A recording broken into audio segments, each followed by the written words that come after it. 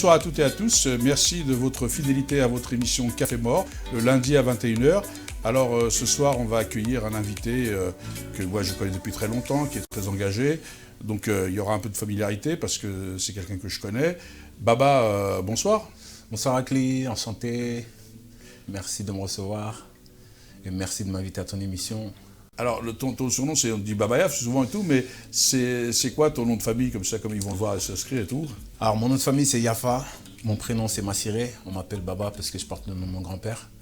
Et donc, chez nous, on a une étymologie un peu arabo-africaine, on va dire, qui fait que papa, ça veut dire mon père. Donc, ma mère, elle a souvent utilisé ce nom pour m'appeler, donc les gens, ils l'ont gardé depuis, quoi. Donc voilà, en vrai ton prénom c'est Massiré, le nom c'est Massiré Yafa. Et donc là on te dit Baba Massiré, si on va mettre sur le truc, mais c'est Baba Massiré Yafa, allez. Tout à fait. Voilà, comme ça les gens savent. Alors Baba, t'es né où? T'es de quelle origine? Parle-nous un peu de ton histoire. Alors moi je suis né à Paris, dans le 14e, et j'ai grandi dans le 18e arrondissement. Donc plus précisément dans le quartier de la Goutte d'Or, à Barbès. En fait, mon parcours, c'est que... Ton origine, t'es originaire d'où, Baba, à l'origine? Tes parents? Mes origines. Alors, mon père... Toi, t'es parisien, du 14e, mais... Tout à fait. Mon père est d'origine mauritanienne, ma mère est malienne, et moi, je suis fier d'être français.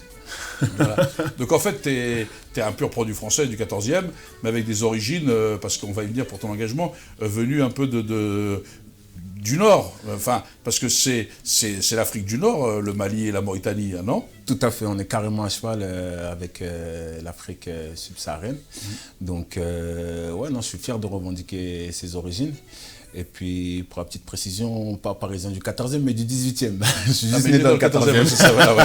Mais parisien, c'est le 14e, du 18e, c'est parisien. Effectivement, c'est bien ça. Mais le 18e, c'est un quartier qui est cher à la famille, parce que je sais que vous militez dans ce quartier depuis très longtemps. Donc, tout le monde est là dans le 18e. Il faut dire que le 18e, c'est un quartier populaire. Et c'est un quartier qui est très riche en sa diversité. Et pour nous, c'était un avantage d'habiter là-bas, dans la mesure où on a pu retrouver toute cette énergie et tout ce dont on a besoin pour pouvoir avancer, pour pouvoir se construire, on va dire, pour les jeunes de quartier ou autres. Pour nous, c'était un avantage, socialement, et par son histoire aussi. Le 18e, c'est pas un quartier comme les autres. Même s'il a une réputation d'être difficile, nous on a grandi dans ce quartier et on y a trouvé beaucoup de fraternité, beaucoup d'union, beaucoup d'entraide. Il y a pas mal d'assos qui nous ont aidés, en tout cas moi pour ma part dans ma jeunesse. Et j'ai essayé de me servir de ça, on va dire, comme tremplin pour essayer d'apporter moi aussi ma pierre à l'édifice après avec le temps, quoi. Alors on va y venir parce qu'on parlera aussi peut-être de ton frérot qui est aussi engagé dans le 18e, parce que la famille Yafa est très implantée dans le 18e. On va dire on est très implanté dans le 18e dans la mesure où on est une famille nombreuse et que les actions elles ont été nombreuses depuis maintenant 1998. Donc ouais, effectivement, pour ne citer que Mams avec son association Esprit d'Ébène qu'il a créée, ça a ouvert des portes à pas mal de jeunes. Et de nous, on s'est servi de ça aussi, parce qu'on y a participé activement et pour essayer d'apporter notre pierre à l'édifice, nous aussi, quoi. Alors Mams qu'on salue, alors Mams et Baba, c'est deux choses différentes parce que c'est deux engagements, mais je pense que vous avez hérité ça de qui, cet engagement que vous avez à la famille Yafa? Cet engagement, il nous vient de notre père. Il faut dire que mon père, déjà de par notre caste, nos origines, nous on est des Granqués. Les Granqués chez les Soninké, c'est les cordonniers entre guillemets, mais aussi ceux qui règlent les différends sociaux dans tout ce qu'on peut retrouver dans la communauté Soninké, c'est-à-dire quand on descend dans la hiérarchie, que ça part des nobles jusqu'aux esclaves, on va dire entre guillemets. Nous on a un rôle important à jouer, que ce soit pour les réconciliations, que ce soit pour les mariages, que ce soit pour les conflits. Donc j'ai toujours vu mon père régler ce type d'affaires, régler ce genre d'histoire à la maison, ou bien dans les foyers, ou bien en l'accompagnant aussi. Donc ça t'a donné envie de t'occuper des autres, d'être aussi dans ce combat? Je pense que c'est venu naturellement. Alors, cette expression, parce que tu as mis entre guillemets, parce que pour les gens, c'est vrai que ça fait une expression bizarre d'être les cordonniers, mais les cordonniers en Afrique, il y a un rôle, c'est particulier. C'est pas comme les cordonniers qu'on a en Europe.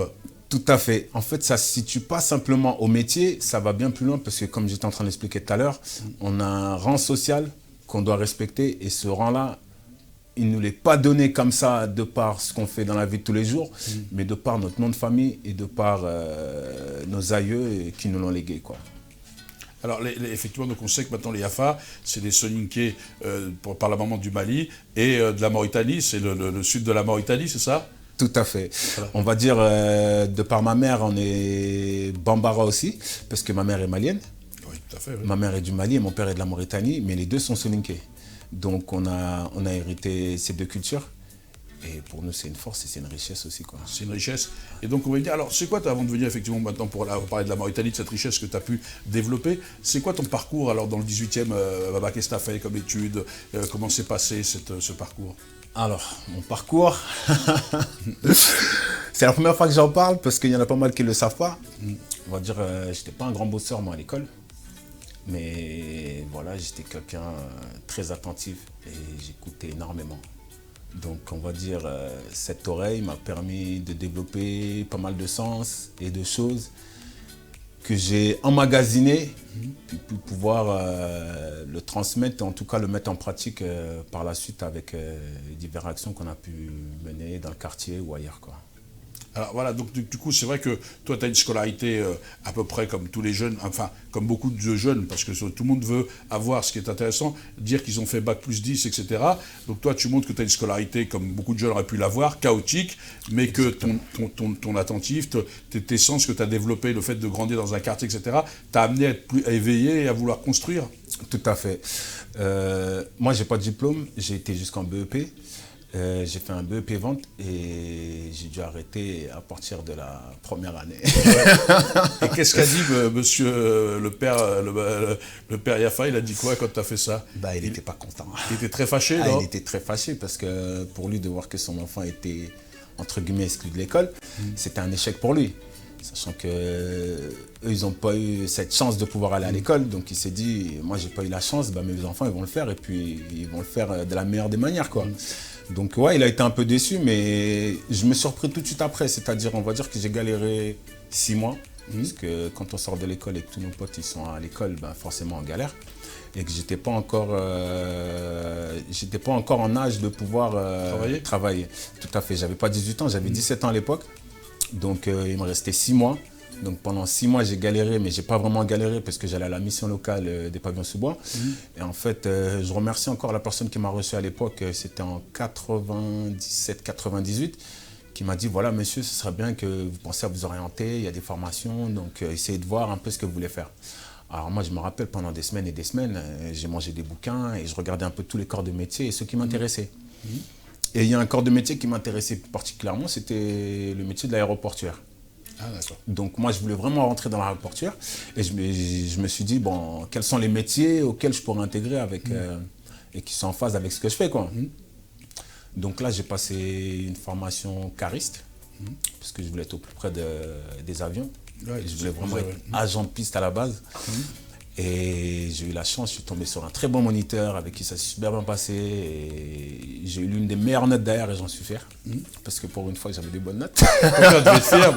Il devait être fier. On salue tes parents là qui devaient voilà, d'ailleurs, je salue mon père, dire quand même parce papa, je salue maman, je salue toute la famille, que ce soit ici ou au pays aussi. Donc oui, voilà, c'était une grande satisfaction pour toute la famille parce que enfin, le cancre de la maison était devenu quelqu'un. Il commençait à prendre la voie normale, on va dire. Il prenait la bonne voie, il allait travailler, il allait construire. Exactement. Donc voilà, je suis rentré à l'aéroport aussi grâce à un professeur que j'avais rencontré quand j'étais à Nicolas Ledoux. Puisque j'étais dans un lycée professionnel à Pavillons sous bois qui s'appelle Nicolas Ledoux. On l'appelait Nicolas le Fou, mais c'était pas vraiment Nicolas le Fou parce qu'il y a des profs qui étaient attentifs à ce qu'on faisait et ce qu'on voulait devenir, quoi. Et donc ce professeur-là, il m'a aidé par le biais de sa femme qui travaillait à l'aéroport et qui gentiment m'a dit, voilà, si tu as ton diplôme, t'hésites pas, tu viens et puis moi je ferai en sorte à ce que ma femme puisse t'accorder un entretien. Ah, c'est super. Voilà. Comme quoi il y a des gens qui sont bien intentionnés. Exactement. Et c'est important de le dire parce que on a souvent tendance à dire que ouais, l'école ça ne nous aide pas, ceci, cela. C'est vrai que bon, moi, j'étais pas en réussite totale. Mais à côté de ça, j'avais une bonne entente avec mes professeurs et avec les différents enseignants, en tout cas, qui enseignaient là-bas. Donc ce monsieur, dont je ne me rappelle plus le nom, j'en suis désolé, m'a gentiment aidé. Sa femme m'a reçu donc, dans ses bureaux, c'était à Air Terminal Service, à Roissy, Charles de Gaulle, Terminal Fret 3, je me rappelle. Et donc voilà, j'ai passé les tests et ça s'est bien passé. Et suite à ça, on m'a embauché. Donc j'ai eu mon premier contrat de travail. La fierté, la satisfaction, et puis les honneurs de toute la famille. Donc voilà, mon parcours, on va dire, il commence comme ça. Bah, tu vois, c'est au commencement de ce parcours que je crois que j'ai rencontré Mams dans le collectif des jeunes Maliens. Okay. Pour te dire, tu vois, un peu, ça nous rajeunit pas. Hein, ok, ouais, non, c'est sûr. Et donc, donc du coup, quand tu as fait ça, tu as pris la vie professionnelle, comment t'es venu l'idée de t'engager et pourquoi tu t'es engagé dans ce que tu fais? Parce que je sais que tu essayes de montrer cette diversité, notamment autour de la question, entre guillemets, comme l'a fait Mams avec Esprit d'Ébène, la communauté black, quoi, parce que c'est surtout ça, l'Afrique subsaharienne, etc.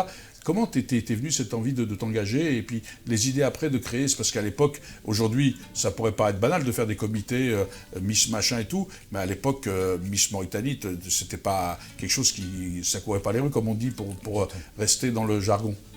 Alors, comment ça m'est venu à l'idée? Ça m'est venu à l'idée parce que très tôt, en fait, dans le milieu associatif, on a été à mener des actions, que ce soit en France ou au Mali, et a aidé pas mal de gens, des associations ou bien des gens qui étaient dans la difficulté.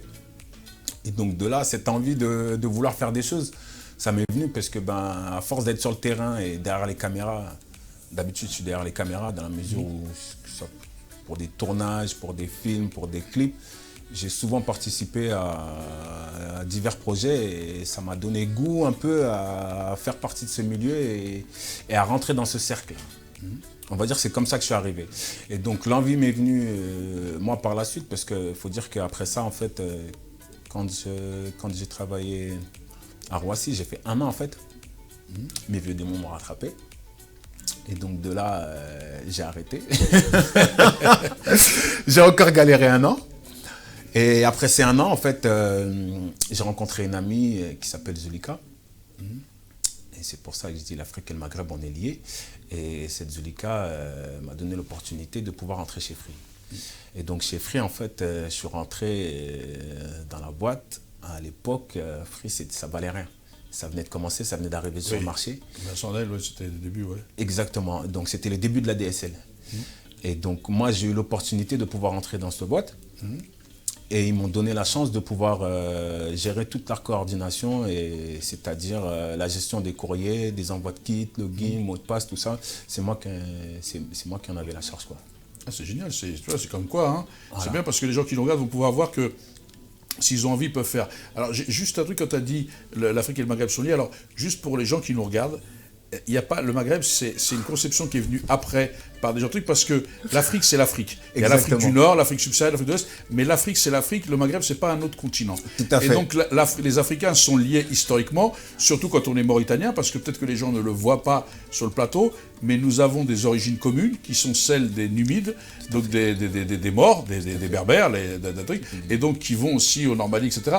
Les gens l'oublient ça souvent, Baba, que l'Afrique, c'est l'Afrique, nous sommes des Africains. Il n'y a pas, entre guillemets, d'Arabes en Afrique. Contrairement aux images, les gens disaient, oui, en haut il y a les Arabes, et après, non, il y a des Africains. Ils sont soit Nubides, soit Soninké, c'est des ethnies à l'époque, nous on était. Non, je suis tout à fait d'accord et c'est bien que tu aies pu corriger le tir, parce que souvent on a tendance à dire le Maghreb et l'Afrique, alors que les deux sont liés. Et ça, c'est l'Afrique. C'est une erreur de ma part, parce que... Mais c'est pas de ta part, c'est l'erreur de beaucoup de gens qui disent ça. L'Afrique, c'est l'Afrique. Par exemple, on peut avoir des débats. Tu sais bien qu'en Mauritanie, il y a des débats entre les Mauritaniens qui sont au sud et ceux qui sont au nord, qui sont les Maoris.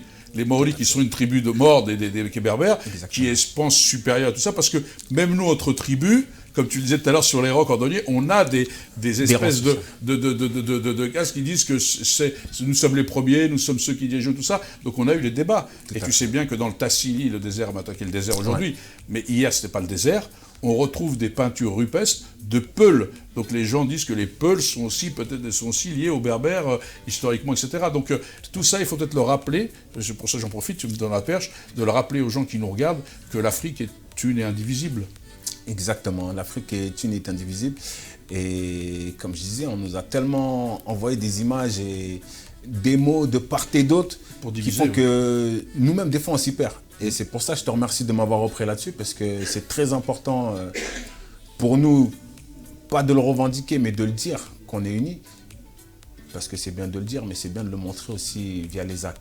Donc, pour ça, nous aussi, et c'est pour ça que j'insistais tout à l'heure, et quand je disais qu'on est tous liés de par notre histoire, moi, je suis mauritanien, mais quand on regarde, la plupart des gens, ils me disent non, t'es pas mauritanien, ils me disent t'es sénégalais. Et je leur dis pourquoi. On me dit t'as les traits d'un sénégalais, tout ça. Je leur dis mais...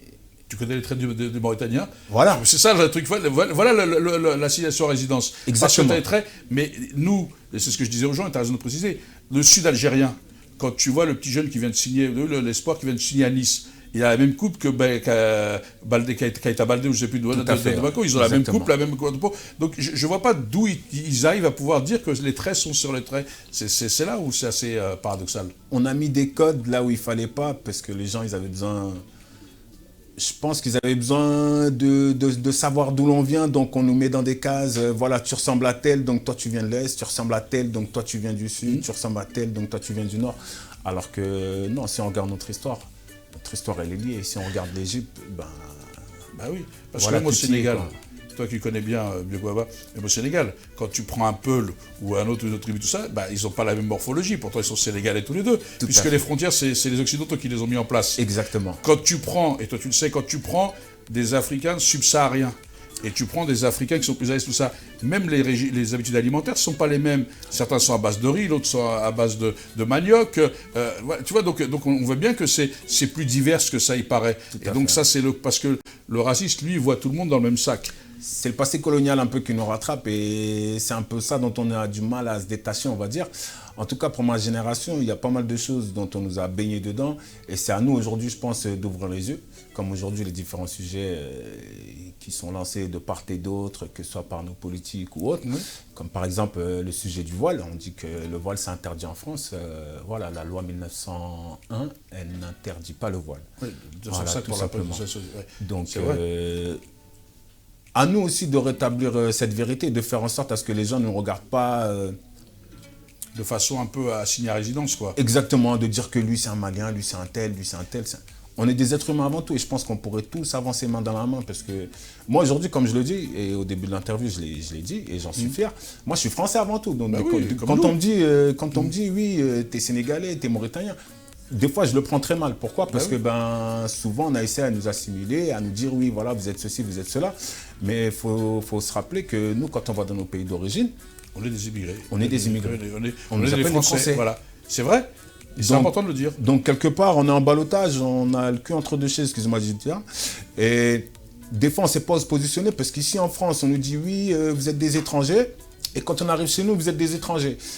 Alors, cette question-là, moi, je me rappelle, on se la posait déjà dans les années 90 et les débuts 2000. Où on nous disait, oui, en gros, il faut savoir ce que vous êtes, quoi, votre identité. Oui, d'accord, t'es français, mais t'es noir. D'accord. T'es de quelle origine? Moi, je suis français. Je suis né en France. La culture française, je la connais. La littérature française, je la connais. L'histoire de France, je la connais. Je l'ai appris à l'école. Et je suis fier de pouvoir en parler et de pouvoir m'affirmer en tant que tel. Donc après, quelque part aussi, voilà, nous aussi les jeunes, on est en quête d'identité, on se recherche. Qui je suis, d'où je viens. Et donc forcément, après, il y a ce repli communautarisme. Ah oui. Et ce repli communautarisme, il vient d'où? Parce que déjà, on nous a parqués dans des quartiers. Et quand on se retrouve entre nous, les gens ils vont me dire « Ah, t'es soninké ?» Oui, moi je suis fier d'être soninké. Dès que je retrouve un confrère soninké, je suis fier de parler ma langue d'origine. Pas parce que j'ai envie d'exclure les autres. Mais pour partager. Mais pour partager aussi. Et puis on est fier. L'autre, il en parle un peu, il a envie d'apprendre comme moi. Il y en a souvent, ils me disent « Ah, Baba, tu parles bien le soninké. » Je leur dis « Pourtant, j'ai encore des lacunes. » Et ils me disent « Ah non, tu parles très bien. » Et eux, ils en sont fiers. Pourquoi? Parce que, admettons, demain, il y en a un qui m'invite chez lui. Voilà, je rencontre ses parents. Et ses parents, « Ah, tu t'appelles comment? Je m'appelle un tel. » Et dès que je leur parle en soninké, les parents ils sont fiers. « Ah, il n'a pas oublié sa culture, il n'a pas oublié sa langue, il n'a pas oublié ses origines. » Et moi, j'en suis fier. Et donc, à force qu'on me valorise là-dessus, petit à petit, moi aussi, je l'ai pris en tant que tel. Et j'étais fier de cette identité et de cette image que nous, on renvoie aussi à pas mal de jeunes de France, parce qu'on n'oublie pas nos origines, tout simplement. Et c'est pas parce qu'on a envie d'apprendre de notre culture, parce qu'on a envie de savoir d'où l'on vient et qui on est, que ça veut dire que c'est du communautarisme, ou bien que c'est un rejet de la société, ou bien qu'on ne se considère pas en tant que tel. C'est important ce que tu dis, Baba, parce que j'aime bien ce que tu dis, parce que tu es en train de dire effectivement ce qu'il faudrait que tout le monde dise, c'est-à-dire que tu es fier d'être français, t'es loyal, t'es accueilli, mais t'es légitimement attaché à ton pays d'origine ou aux origines parce que c'est ce qui t'a construit et que être attaché à ses origines, ça veut pas dire être anti ou contre, c'est plus complexe que ça, c'est une culture qui s'est créée, que t'as construit et c'est vrai que tu te sens à l'aise dans les deux rives, quoi. Et je me sens à l'aise dans les deux rives parce que c'est ces deux parties-là en fait qui m'ont permis d'être ce que je suis aujourd'hui. Tout à l'heure, tu me demandais par rapport à Miss Mauritanie comment j'en suis arrivé là. Et ben, comment j'en suis arrivé là, moi, il faut savoir que quand j'étais petit, je faisais partie d'une troupe de danse à l'âge de 8 ans qui s'appelle les Gambanaro. Et Gambanaro, ça veut dire tous ensemble en soninké. C'est beau, hein. Donc, moi, faisant partie de cette troupe, on a pu voyager dans pas mal de villes en France. Et on a pu exporter la culture soninké, la culture mauritanienne aussi, parce que c'était des Mauritaniens avant tout. Et l'idée, c'était de montrer culturellement que les jeunes, on était fiers de notre culture et qu'on n'avait pas perdu de ça, en fait. Et donc, moi, j'ai toujours été fier de faire partie de cette troupe et de ce que je suis. Et on m'a inculqué des valeurs, des principes. Et donc, de là, je me sentis appartenir à une communauté que je ne voyais pas forcément. Et l'envie m'est venue spontanément, en fait, en allant au Mali. Je me suis rapproché de ma communauté et on va dire l'amour qu'ils m'ont donné, ça m'a permis aussi de développer tout ça parce que je ne connaissais pas mon pays d'origine. Et en arrivant là-bas, en fait, j'étais super bien accueilli, en fait. Et la manière dont ils me l'ont rendu et dont ils me l'ont montré, j'avais envie de leur rendre aussi. Et je me rappelle lors d'un voyage quand j'étais au Mali et que je suis parti en Mauritanie, parce que souvent je faisais Mali et ensuite j'allais au Mauritanie ou bien je faisais l'inverse. Un jour, en revenant du Mali, en arrivant en Mauritanie, on m'a dit « Pourquoi tu vas tout le temps au Mali? T'es attaché à là-bas alors que t'es Mauritanien, nanani, nanana. Voilà, vous faites tout là-bas. Tu vois, comme quoi, il n'y a pas qu'avec la France, c'est aussi côte à côte, quoi. » Exactement. Et les gens ils me disaient « Non, t'es Mauritanien, ton père il est Mauritanien, vous n'avez rien à faire au Mali, tout ça. » Je leur expliquais que quand j'arrivais au Mali, il y a un mot, c'est le Djatiguéa. Le Djatiguéa, c'est la manière dans laquelle les gens vont te recevoir et vont t'accueillir.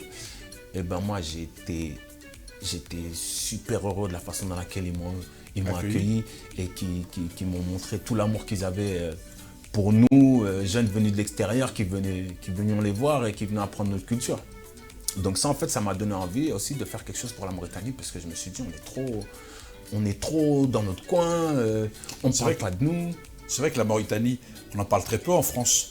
Peu de gens, il y a peu de Mauritaniens, enfin en France, contrairement, ou alors on les voit moins. Et donc c'est pour ça que tu avais envie de créer ce Miss Mauritanie. C'était quoi? C'était envie de partager cette culture mauritanienne, c'est la beauté de la Mauritanie, parce que la Mauritanie, c'est très varié en termes de population. C'est très cosmopolite, la Mauritanie. Exactement. Il y a une multitude de castes en Mauritanie. Il y a les Soninké, il y a les Peuls, il y a les Wolof, il y a les Haratines, il y a les Meurs, et les tout couleurs aussi. Donc, les gens, ils vivent ensemble, ils cohabitent ensemble, mais ils ne partagent pas réellement de choses ensemble. En tout cas, à mon sens, de par ce que j'ai vu, de par mon expérience, les Soninké sont de leur côté, les Peuls, ils sont de leur, et les Meurs, ils sont de leur côté. Ouais, c'est très castré, la Mauritanie, c'est vrai. Exactement. Et moi, je me suis senti mal à l'aise avec ça, en fait, parce que tout de suite, dès l'arrivée à l'aéroport, en fait, ça, on le ressentait. Et c'était pas un rejet de ma part, mais je commençais à me poser des questions. Je me dis, ah ok, donc là, ici, ça se passe comme ça. Le Mali, ça se passe comme ça. D'accord.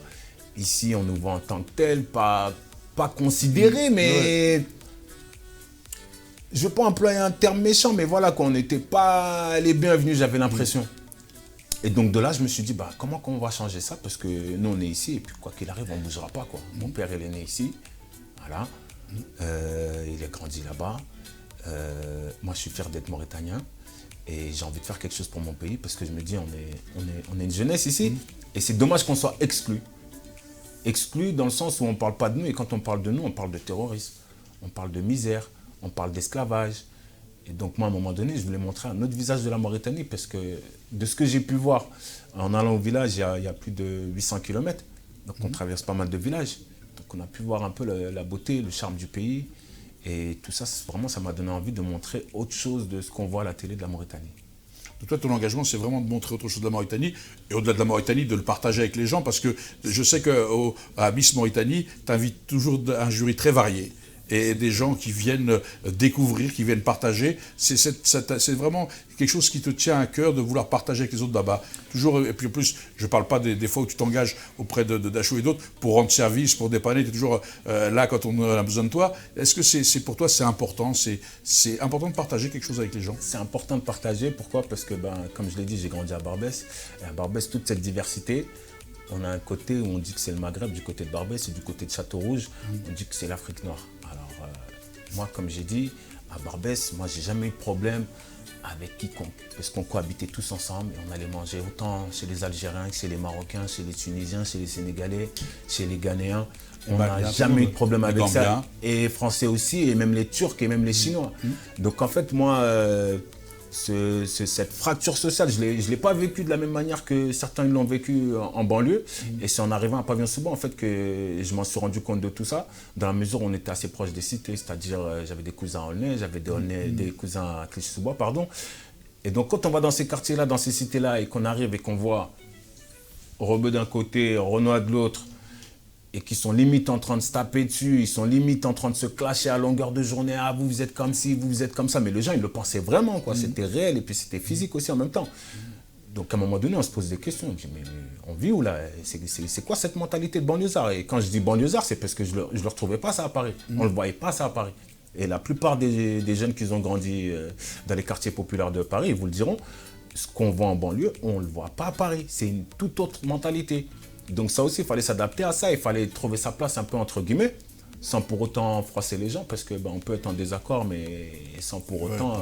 être mauvais, sans pour autant leur nuire. Voilà, tout à fait. Voilà. Donc moi, l'idée, c'est... Voilà, qu'est-ce qu'on peut faire pour réunir tout le monde et comment on peut faire à travers des activités ou bien des événements pour réunir tout le monde. Et voilà, tout simplement, comme tu disais tout à l'heure, il y a pas mal d'amis qui ont créé des événements, qui ont des associations ou bien qui sont en mesure de mettre des projets à jour, on va dire. Et donc moi, l'important, c'était d'apporter mon soutien déjà.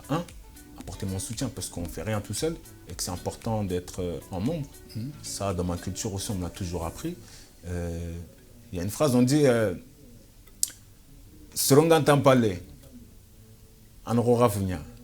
En gros, ça veut dire s'il n'y a personne derrière toi, traduction mot pour mot en français, s'il n'y a personne derrière toi, c'est comme si tu n'es personne.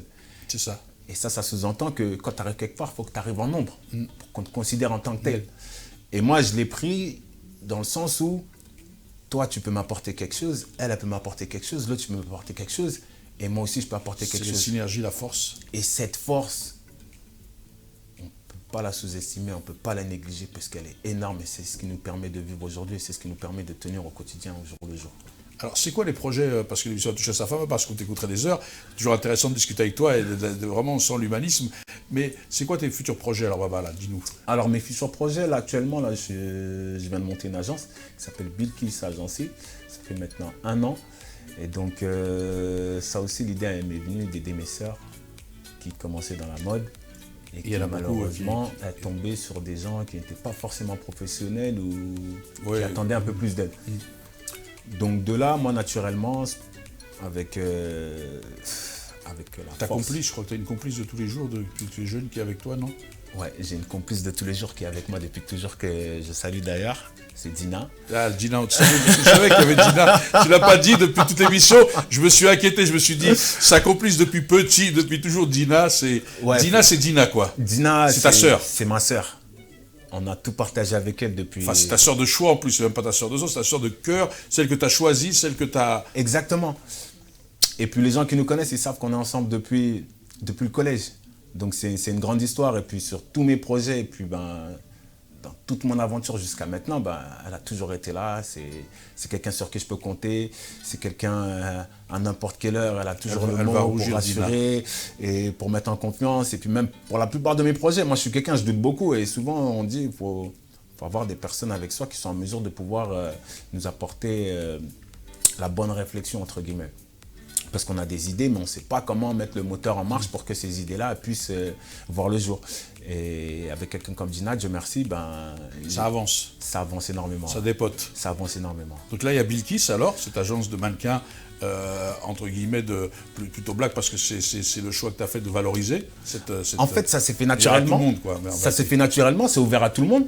Mais il y a une majorité de blagues. Pourquoi? Parce que comme on travaille avec les communautés, exactement, et avec le réseau, ça nous a permis d'avoir une multitude de filles venues d'Afrique noire. Ouais. Mais cela dit, on travaille avec des filles je connais.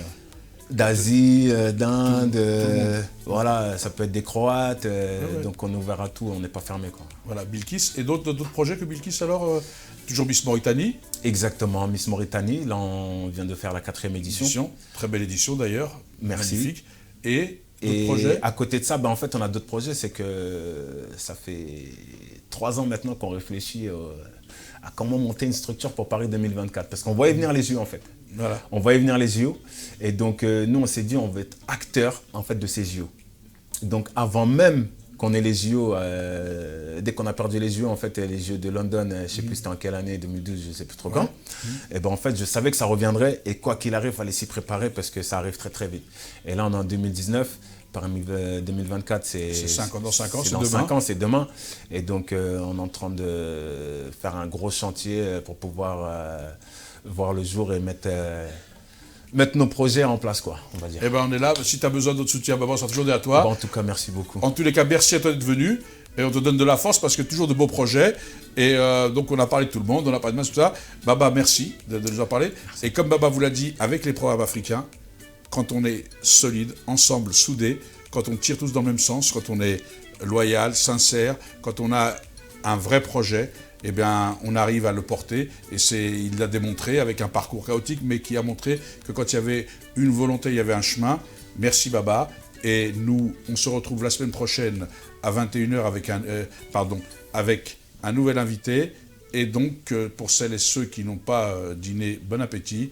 Pour les autres, bonne soirée. Et à la semaine prochaine.